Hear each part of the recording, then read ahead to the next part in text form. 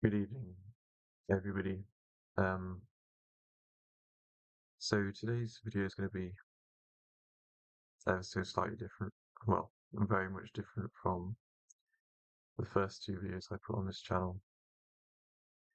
Because although I love mathematics, um, there are more important things than proving theorems in pure mathematics or solving equations in applied. And the ultimate question that a lot of people will have asked themselves at one stage in their life is, what is the meaning of life? And I guess perhaps in some ways it might sound arrogant, but I believe I do have the answer to the question. And the answer to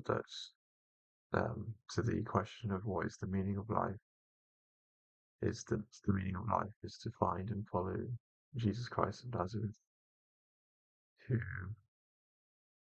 is in heaven right now, ascended to heaven after he was crucified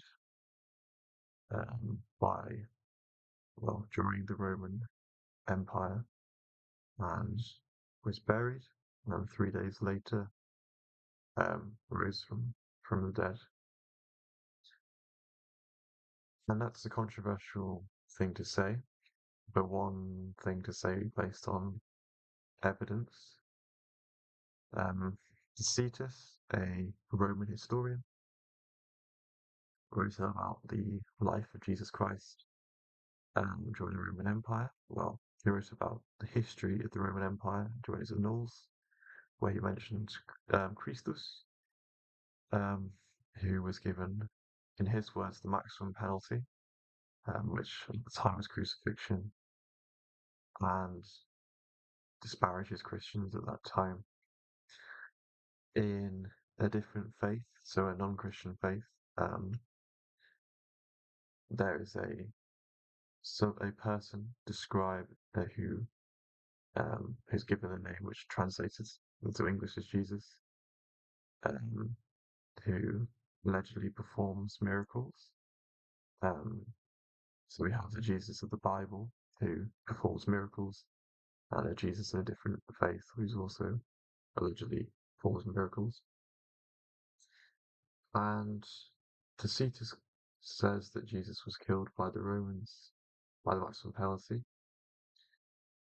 And then the Romans hated the Christians. They hated the spread of Christianity, and Christianity was illegal in the Roman Empire up until 330 AD. Which means the Romans would have wanted to put a stop to Christianity, and given that the Romans killed Christ, a good way to do that would have been to present the body of Jesus, which they were never able to do. Um, so yeah, so that's some of the historical evidence as to why Jesus was alive, why part of the reason why I believe that he was crucified and resurrected 3 days later. But ultimately, the reason I believe that Jesus is the King, and the reason that I believe that the meaning of life is to find and follow Jesus, is because I didn't always believe that to be true. I was a diehard, well, not diehard, I was quite a um, stringent Richard Dawkins atheist up until I was 19 years old, when things in my own life fell apart massively. And I still clung on to atheism for about a year and a half after that, till I was around 20, when I first started thinking, well, maybe Christianity is something I should give more thinking into. And I lived with Christians at the time, actually, in university. and saw how they were and how they praised God and Jesus.